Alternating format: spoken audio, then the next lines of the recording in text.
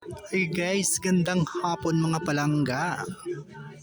Medyo makulimlim ang hapon pero okay lang naman po dahil napaka peaceful lang naman po ng kapaligiran. So ayan guys, ang tahimik, ang payapa ng karagatan. Medyo wala na pong hangin at hindi na magalaw ang karagatan.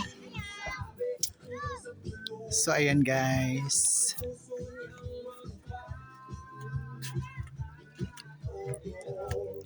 Ayun. At ang lapad ng low tide. At kitang-kita ang mga island and ang San Vicente Island. Isa siyang munisipalidad dito sa amin, nasakop pa ng Northern Samar. Yun naman ay Tagapulan na. Sakop na siya ng Calbayog, yung island na yan.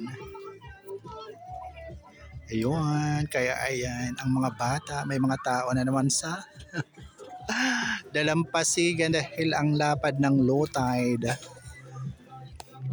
At kita rin ang Ternate Samputan. At syempre ang malapit na island dito sa amin ang San Antonio at ang sa likod niyan ay Capol. Yan, yung nasa taas na yon, Capol yan.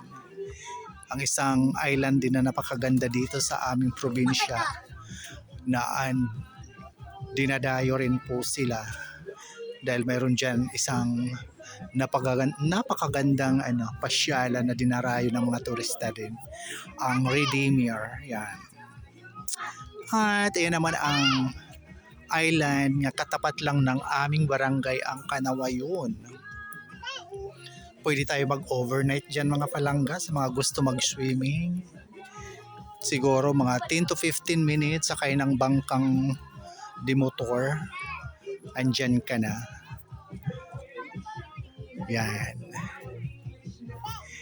Tayo na magkape mga palangga dito sa amin tambayan sa likod bahay tuwing hapon o umaga at sa lahat ng oras na nandito din halos kami tumatambay, lalo na pag summer dahil napakasarap lang naman ang hangin dito na iyong malalanghap. Nakatapat mo ang karagatan. Ayan. Kaya shout out to Ma'am Flor Abby, tara na tayo na magkape ma'am habang nagpapahangin dito sa likod bahay. And to my dear friend Emily Meyer Valita, shout out. And also shout out to my friend Lan Cuevas or Lan ano ba? Yung family name niya ng dalaga. Yun, Cuevas Culbertson. Ayun na tuloy ako na bulol. Shout out at maraming salamat sa pag-appreciate ng aking mga ina-upload. Ayun, ng mga tanawin dito sa atin lugar sa probinsya, sa Samar. Yan, muli maraming salamat. Love you all, God bless us all po. See you sa next video mga palangga. Yan, bye for now. Yun. Mamayang pagdilim, ang dami dyan mag-iilaw at mangunguha ng shells at crab. Yan ang mga bata, nangunguha na yan ng mga shells mga palangga. Bye! Yan lang po ang ating sunset ngayong hapon dahil makulimlim talaga ang ating hapon. So yan, at least maliwanag doon. Bye! Yun.